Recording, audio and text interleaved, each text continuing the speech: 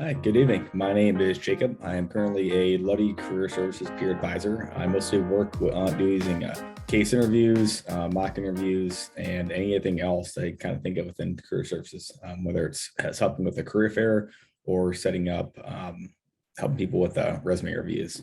Today, we talk about transitioning through change. This is a pretty big topic considering that so many people are going through change all the time. And one of the first big changes you went through was going through high school to college. And whether you're ready for that or not, most people I'd say probably aren't. But I'm just going to give some of the things I've kind of learned through over the years. I'll give a little background on myself and then get right into it. So I'm, like I said, I'm currently a senior. I've been enlisted in the U.S. Air Force Air National Guard for the last 5 years. I was currently in college at IPFW back when it was still Indiana, Purdue together for one school up in Fort Wayne. And that was back in 2015, 2016. I left college to go do Air Force basic training and then technical training. And then I worked there for about a year and a half. Then I deployed and then I came back to school. All that time was about 3 years.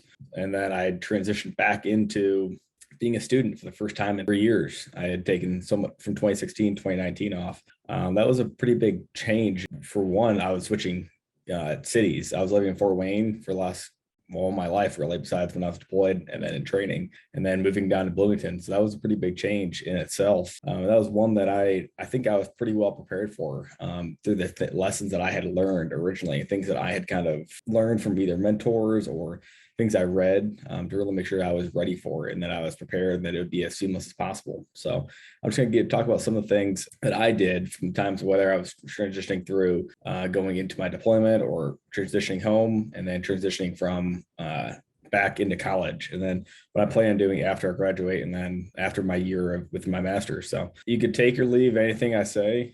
I'd say I think it's good information. It's things I've learned over the years. So take it for what you want.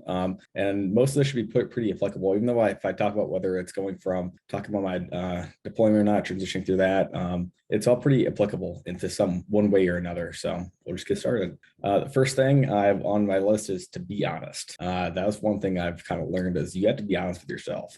Not every situation is going to be awesome. Not every situation is going to be terrible, but you have to know that there are going to be bumps in the road and that it's maybe something you haven't done before. A lot of people probably watch this haven't graduated yet and they haven't been onto the other side yet. I was on the other side. I wasn't graduated, but I left college and I was working full time as an Indiana Guardsman. And so I lived that other side and I was able to see that other side of life after college, even though I wasn't technically after college, but you have to be honest with yourself. Not every day is going to be what you want, but it's going to be something new. Next thing is to create tangible goals. Really important to be able to have goals that you can set and be able to reach. And that helps mentally be able to reach those goals, be able to have something that you know that you set your mind out to and that you were able to accomplish. So I think that's really important. Next thing is kind of, a lot of people thought it was kind of funny. I put start adulting. This is one that I think kind of gets overlooked is that after college, a lot of people talk about, well, you got to save your money, you got to save for retirement, but not everything is going to be spent and saved for retirement. Trust me, I'm all for saving for retirement, but you have to be able to enjoy your life too, and you will have that opportunity. So save money, but go on trips, find hobbies. I found a hobby that I'm trying to turn into a career is flying the last 8 months, and that's one thing that I wouldn't have been able to find if certain things hadn't lined up and or have the opportunity financially to be able to do that. Find a hobby, whether it's you find out you really enjoy playing guitar, something you always wanted to do. Just go do it. Take a couple lessons, spend a couple $100. Who cares? It's just money. You're going to make more of it. It's at the end of the day, if you gained a skill from that, I'd say that's worth more than anything else. Go on a trip, go somewhere you've never been. One of the opportunity I was able to go before my deployment was I was able to go on a trip with a couple of people I had met through the Guard, go over to China. I wouldn't have been able to do that if I was, for one, in school, because, in school we did in the middle of or early March. So go on a trip, go somewhere you've never been, go to Iowa, who cares? Go to anywhere you want, go to Brazil. It doesn't really matter. Go somewhere you want to go. Have fun. Go by yourself. You don't need to do this with everybody else. I'd say that's one thing I really enjoy is being able to travel. And that's one thing that I think is something you're really going to have with you for the rest of your life. Focus on gaining skills. This is more on the professional side, especially a lot of people that are in Luddy are technical. So focus on improving a skill, whether it's, I know one thing that I want to improve someday is my programming. I'm not a super amazing programmer, but I definitely want to improve because that is something that is going to be relevant for such a long time, especially not even being able to like just go spit out lines of code, but being able to understand it. Focus on gaining skills. Skills are something that you can use to market yourself later when you're trying to find a new career or trying to move up. All that kind of works hand in hand. Except that not all days will be great. I kind of already talked about this when you're being honest, but not all days are going to be great. Professional world, personal life, it's unfortunate that's just the way that it is, which it wasn't, but you know what? That's life. So it's going to hit you when you don't want it. Know that the next day is coming and the sun will rise again. Find a mentor. This is one that I think is undervalued in some aspects, whether it's someone on the professional side, whether at work or some of your personal life, maybe for that hobby you're trying to do. Find someone that's been through it and that can help you along, because you can read everything you want on Reddit, online, on our news articles, but you don't have the opportunity to really be able to ask the questions you want or get the response you want from someone that you know and respect, someone that you know that has lived it and is living your dream right now. One of the last couple months, learn from your mistakes. One thing I really focus on is learning from my failures.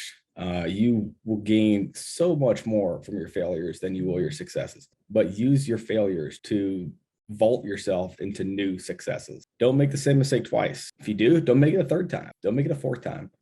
And you have to look at, if you're making that same mistake, obviously something's not working. Try to figure out what that is. Maybe keep a little notebook. Something I do within the garage for my Truro weekends is I'm only there 1 weekend a month. I have a little notebook I keep in my pocket that I have with me all the time. Anytime I learn something new, I have that ability to be able to write that down and have that saved for later.